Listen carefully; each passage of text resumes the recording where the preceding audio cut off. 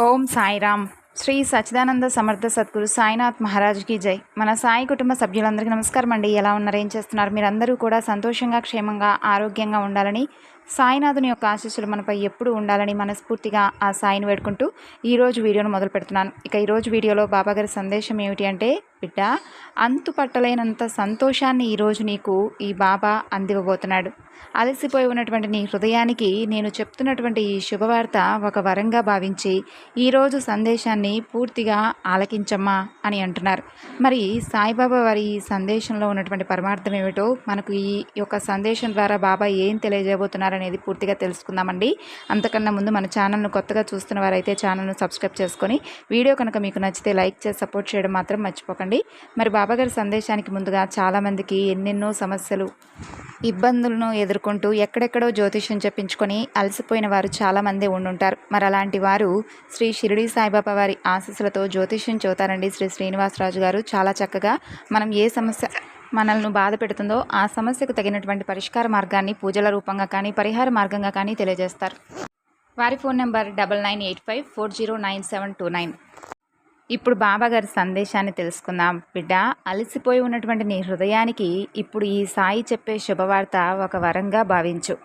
ఆకలికి అన్నం పెట్టేవారికి, ఆపదలో ఆదుకునేవారికి, అవసరమైనప్పుడు ప్రేమ పంచేవారికి, మనసారా నీ కోసం కన్నీరు కార్చేవారికి, నీవు బాధలో ఉన్నప్పుడు నీకు చేదోడు వాదోడుగా మంచి మాటలను చెప్పి నీకు కాస్త ధైర్యం చెప్పేవారికి ఎప్పటికీ కూడా నీవు రుణపడే ఉండాలి. ఎందుకంటే అది నీకు 1000 జన్మల పుణ్యాన్ని ప్రసాదిస్తుంది. కాబట్టి ఇప్పుడు నువ్వు అలసిపోయి ఉన్నటువంటి నీ హృదయానికి ఈ సందేశాన్ని నీకు బహుమానంగా నేను పంపిస్తున్నటువంటి ఒక వరంగా భావించు. చూడు, నీకు నీ మనసుకు ఎంత గాయం తగిలిందో ఈ బాబాకు తెలుసు. కాలానికి, కర్మకు జ్ఞాపక శక్తి చాలా ఎక్కువగా ఉంటుందని తెలుసుకో. ఎంత కాలం తర్వాత అయినా సరే మనిషి చేసినటువంటి మంచి చెడులకు అవి తప్పకుండా ఫలితం అయితే ఇవ్వకుండా ఎప్పటికీ విడిచిపెట్టవు. కాబట్టి నీ మనసుకు గాయం చేసిన వారికి కాలం అనేది తప్పకుండా సమాధానం చెప్పుతుంది. ఎక్కువగా ఎవ్వరినీ కూడా నమ్మవద్దు అని ఎన్నోసార్లు చెప్పాను. ఇప్పుడు నువ్వు చేసిన పని అదే కదా. ఎక్కువగా నమ్మి మోసపోయావు. ఎవరి కోసం ఇక నుంచి ఆలోచించనవసరం లేదు. కేవలం నీ కోసం నువ్వు మాత్రమే ఆలోచించుకో. చూడు, ఎవరికైతే నువ్వు ఎక్కువగా సమయాన్ని కేటాయిస్తావో వాళ్ళ వద్దే నువ్వు అలసైపోతూ ఉన్నావు. ఎక్కువగా ఎవరికైతే విలువను ఇస్తూ ఉన్నావో వారి వద్దే నువ్వు నీ విలువను కోల్పోయావు, గౌరవాన్ని కోల్పోయావు. ఇక ఎవరిని కూడా ప్రశ్నించవద్దు, ఎవరిపై కూడా శత్రుత్వాన్ని పెంచుకోవద్దు. ముందుగా నా వాళ్ళు అని ఎప్పుడూ అనుకోవద్దు. ఎందుకంటే వారు ఎప్పుడు ఏ విధంగా ప్రవర్తిస్తారో, ఎప్పుడు ఏ విధంగా నీ వద్ద నమ్మక ద్రోహం చేస్తారో నీకే తెలియదు. కాబట్టి ప్రతి ఒక్కరిని కూడా నా అని ఎప్పుడూ అనుకోవద్దు. ఎక్కువగా ఆలోచించడం తగ్గించుకో. ఎవరి నుంచి ఏమీ ఆశించవద్దు. మనశ్శాంతిగా నువ్వు బతకాలి అని అనుకుంటే మాత్రం వీలైతే నీవు కొంతమందికి దూరంగా ఉండు. భగవంతుడికి వీలైనంత వరకు దగ్గరగా ఉండు. అప్పుడు నీకు మనశ్శాంతి ఎక్కువగా ఉంటుంది. చూడు, నీ మనసు నీకు సహకరిస్తుంది. ఆ మనసును నువ్వు సహకరించుకునేలాగా చేసుకోవాలి. ప్రశాంతమైన ఆలోచనలతో ప్రతిరోజు కూడా సంతోషంగా గడపడానికి ప్రయత్నించు. అలాగే నిన్ను నువ్వు ఉద్ధరించుకోవాలే కానీ ఎవరో నిన్ను పతనం చేస్తున్నారనో, లేదంటే ఇంకెవరో నీ కోసం ఏదైనా కానీ నీ కోసం సమయాన్ని కేటాయిస్తారని మాత్రం ఎప్పుడూ అనుకోవద్దు.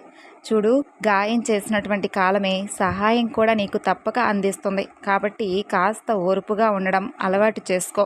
అవసరానికి, కోరికలు తీరడానికి భక్తి కలిగిన వారు మాత్రం నాకెప్పుడూ కూడా అవసరం లేదు. నా కోసం నన్ను ఎవరైతే వెతుక్కుంటూ వస్తారో వారికి ఉన్నటువంటి నిర్మలమైనటువంటి భక్తిని చూసి నేను నా భక్తుడిగా స్వీకరిస్తాను. కాబట్టి ప్రతిదాని గురించి ఎక్కువగా ఆలోచించవద్దు. నాకేదో జరిగిపోతుందని ఎప్పుడూ అనుకోవద్దు. నువ్వు వాళ్ళకి అనవసరమని అనుకున్న వాళ్ళకి నువ్వే అత్యవసరం అని అనిపించేలా నేను చేయబోతున్నాను. కాబట్టి ఓపిగ్గా ఎదురుచూడు. ఒకరు నీకు చెడు చేసినంత మాత్రాన తిరిగి మరలా నువ్వేమి వారికి చెడు చేయనవసరం లేదు. వాళ్ళే చెడిపోతారు. కొలనులో నీటి ప్రశాంతతను రాయి తాత్కాలికంగా చెదరగొట్టవచ్చేమో కానీ కాసేపటికి మరలా నీరు తేరుకొని నిర్మలంగా ఉంటాయి. చూడు, రాయి మాత్రం అడుగునే ఉంటుంది. కాబట్టి వారి విలువను నువ్వేమీ తీసిపడేసే విధంగా కోపాన్ని, అలాగే వారిపై కక్షను సాధించుకోనవసరం లేదు. మనిషి తలకిందులుగా తపస్సు చేసినా తాను కూడగట్టినటువంటి ఒక్క రూపాయి కూడా పైకి తీసుకొని వెళ్ళిపోలేడు. కానీ మనం పరులకు చేసినటువంటి సహాయం ఉంటుంది చూడు, అది మాత్రం మన వెనకాలే వస్తుంది. అది వారికి తెలియకపోవచ్చు. కాబట్టి మనిషికి నిజమైనటువంటి సంపద భవిష్యత్తు జీవితానికి మంచి పునాది అవుతుంది. కాబట్టి నీవు అందరినీ కూడా సమభావంతో చూడు. ప్రతి ఒక్కరిని కూడా ప్రేమను పంచుతూ పలకరిస్తూ ఉండు. నవ్వినటువంటి ప్రతి ఒక్కరికి కూడా రేపన్న రోజు వస్తుంది. నిన్ను చూసి కన్నీళ్లు కార్చే రోజు వస్తుంది. కాబట్టి నవ్విన కన్నీళ్లు వస్తాయి, ఏడ్చిన కన్నీళ్లే వస్తాయి. నవ్వించిన వారు 4 రోజులు గుర్తుంటారు, ఏడిపించిన వారు జీవితాంతం గుర్తుంటారు.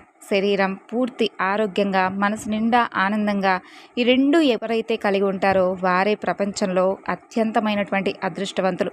నీకు శరీరం పూర్తిగా ఆరోగ్యంగా ఉంది కదా, నీ మనసు నిండా నువ్వు ఆనందించడం లేదు, అంతే తేడా. కాబట్టి ఆనందంగా ప్రశాంతంగా ఉండు. అంతకు మించి అదృష్టం ఈ జన్మకి ఏం కావాలో చెప్పు. నీకు జీవితంలో ఏది ఎప్పుడు ఇవ్వాలో నాకు బాగా తెలుసు. అప్పుడు తప్పకుండా నీకు హృదయానికి సంబంధించినటువంటి ప్రతి ఒక్కటి కూడా మనసుకు ప్రశాంతతను అలాగే ఆనందాన్ని నేను ఇస్తాను కదా. ఏది ఎప్పుడు విడిచిపెట్టిపోవాలో అప్పుడే మన నుండి దూరం అయిపోతుంది. ఇందులో నీవు దేన్ని కూడా ఆపలేవు. నీ చేతుల్లో ఉన్నది కేవలం నువ్వు ఉన్నంత వరకు నీతో ఉన్నవారి విలువ తెలుసుకొని జాగ్రత్తగా మసులుకోవడమే. కాబట్టి గెలిచిన వారు ఆనందంగా ఉంటారు, ఓడిన వారు విచారంగా ఉంటారు. ఇవి రెండూ శాశ్వతం కాదని తెలిసిన వారే నిరంతరం సుఖంగా, శాంతిగా, సంతృప్తిగా ఉంటారు. కాబట్టి నీ మనసు నువ్వు ప్రశాంతంగా ఉంచుకో.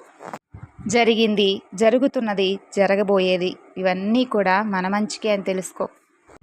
అసలు గాయమే లేనటువంటి గతం అంటూ ఎవ్వరికీ ఉండదు. కాబట్టి నీకు కూడా ఇప్పటి వరకు జరిగిందంతా కూడా గుర్తుకు చేసుకుంటూ అదే పనిగా బాధపడుతూ ఉండవద్దు. నీ మనసు నువ్వు ప్రశాంతంగా ఉంచుకోవడం అలవాటు చేసుకో. చూడు, కష్టం అనేది ఎలా బ్రతకాలో నేర్పించింది కదా, నష్టం అనేది ఎవరిని నమ్మాలో కూడా నేర్పించే ఉంటుంది. ఇక మీదట అన్ని విధాలుగా కూడా నువ్వు జాగ్రత్తగా ఉండవలసినటువంటి సమయం. ఎవరికి ఎప్పుడూ కూడా భయపడవద్దు. అందరితోనూ కూడా ప్రేమగా, సఖ్యతగా ఉండడమే నువ్వు చేయవలసినటువంటి పని.